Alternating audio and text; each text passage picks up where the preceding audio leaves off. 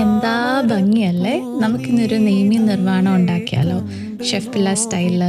ഇതിനായിട്ട് കുറച്ച് കുരുമുളക് പൊടി, ഉപ്പ് വെളിച്ചെണ്ണയിൽ ചാലിച്ച് നെയ്മീനിലേക്ക് നന്നായിട്ട് തേച്ച് പിടിപ്പിക്കുക. ഇതൊരു അരമണിക്കൂർ നമുക്ക് റെസ്റ്റ് ചെയ്യാൻ വെക്കാം.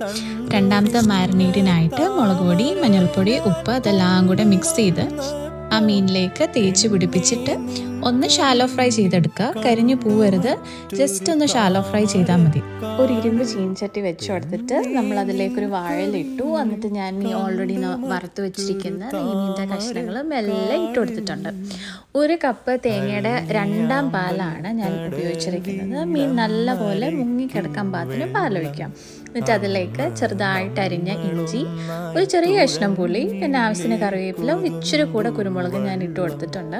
ഇത് നന്നായിട്ടൊന്ന് കുറുകി വരുമ്പോഴേക്ക് തേങ്ങയുടെ 1ാം പാലും കുറച്ച് കട്ട് ചെയ്ത പച്ചമുളകും കൂടെ ഇട്ട് നിർത്തുക.